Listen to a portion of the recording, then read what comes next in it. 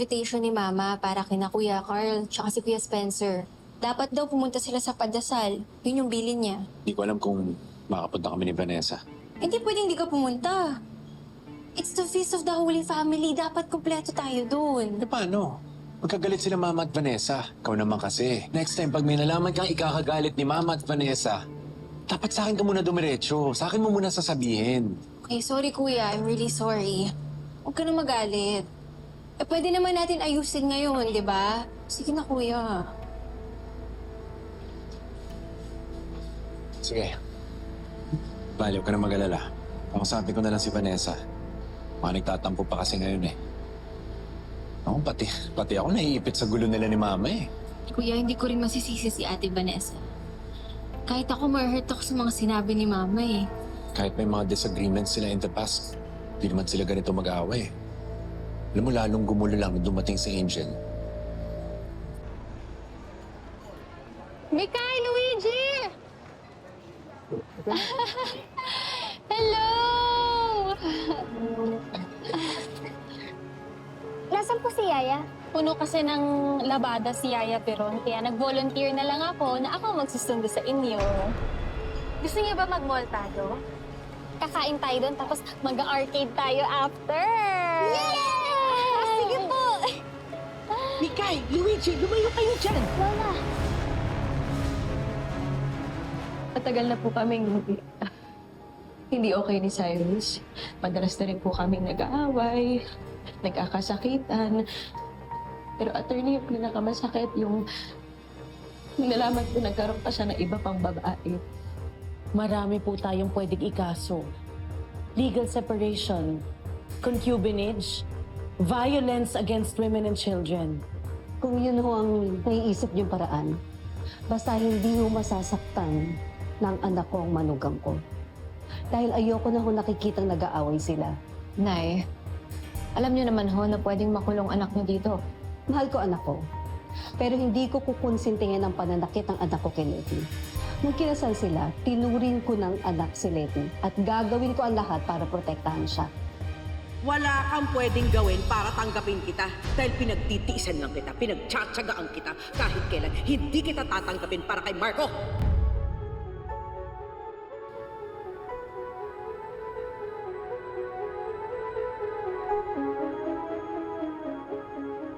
Ano ba na naman ang problema? Nang malaman ko kay Yaya Veron na ikaw pala susundo sa mga bata, hindi ako mapanatag. Alam ko kung anong klaseng babae ka. Baka sakta mo pa itong mga apo ko eh. Ba't ko naman sila sasaktan? Eh, mga pamangkin ko yan. Pamilya ko sila. Children, from now on, hindi na kayo sasama sa babaeng yan unless kasama si Yaya Veron or your father. Is that understood? Ano bang problema? Eh, magkakasama lang naman kami sa isang bahay. Wala naman nangyayari sa kanila. Hindi ko naman sila sinasaktan. Guard! Manong guard! Nga kayo dito? Yes.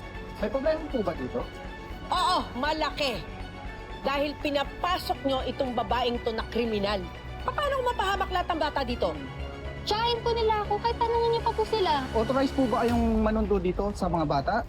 Nasa listahan po ba pangalan nyo? O kaya gate pass, meron po kayo? Anong listahan at gate pass? Eh, nakatira po kami sa isang bahay. Wala. Wala siya sa listahan o gate pass. Kaya sa susunod na papasukin itong kriminal na to, kayo naman ang mawawala ng trabaho, kuya. Opo, ma'am. Miss, tara na, miss. Oh my God! Palala ng palala ang friction ninyo ng mother-in-law mo. Nung una si Angel lang, ngayon pati ikaw nadadamay. Sa totoo lang, hindi ko alam kung maayos pa kami.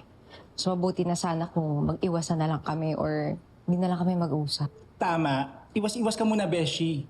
Dapat, marunong ka ring manindigan para sa sarili mo. Paano ka irerespeto ni Ma'am Sylvia kung pinapakita mo sa kanya okay lang na bastos-bastusin ka niya?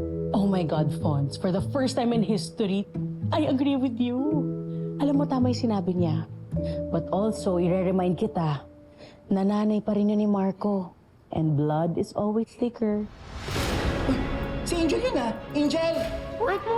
Akala ko susundin ng mga bata. Ate, nagkagulo sa school. Sumugod si Ma'am Sylvia. Pinahiya niya ako. Sinabi ba naman niya na kriminal ako sa harapan ng maraming tao? Ano?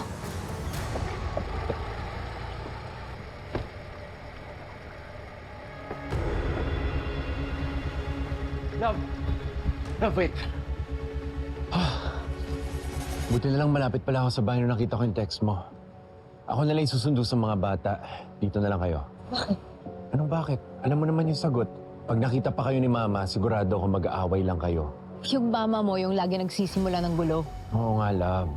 Pero andun yung mga bata sa loob. Gusto mo ba makita nila yung pag-aaway nyo? Hindi ako manggugulo, hindi rin ako mga away. Sasabihan ko lang si mama na sana naman, huwag niyang pahiyain yung kapatid ko. Ate, kuya, sa totoo lang, bali wala naman talaga sa akin yung panlalait ni Ma'am Sylvia eh. Kaya ko naman tiisin yun. Concern ko lang kasi yung mga bata eh. Ang dami kasi nakakita at nakarinig ng mga kaklase niya. Ano na lang isipin nila na may tita silang kriminal? Basta, ako na lang yung kakausap kay Mama. Dito na lang kayo. Angel, bantayan mo si Vanessa.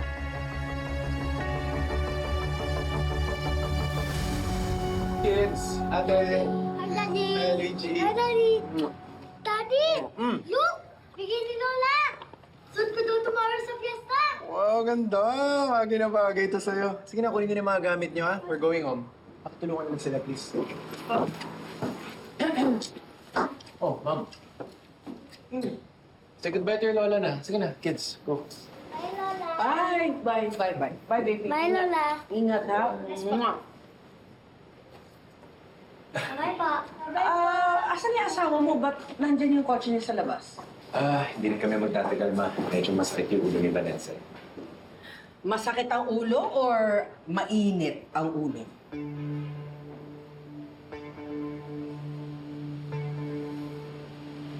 Ma, sorry pero hindi mo na dapat pinahiya si Angel. Concerned lang naman ako sa mga apo ko. If you don't care about the safety of your own children, well then I do. Halos isang buwan pa lang nakakapasok yung Angel na yan sa buhay nyo. Nasangkot na siya sa 2 events, yung pagkamatay ng boyfriend niya. Tapos ito naman kay Trixie. That is not the kind of woman I want around my grandchildren. Pero Ma, alam mo, sa mga ginagawa mong yan, lalo lang kayong gugulo ni Vanessa. Sa tingin mo, Ma, paano kayo makapunta ng fiesta nun? You have to go to that fiesta. Hahanapin ka ng mga tao, mapapahiya ako. Ma, mas nakakahiya ako mag-aaway kay ni Vanessa. Ano na po ako?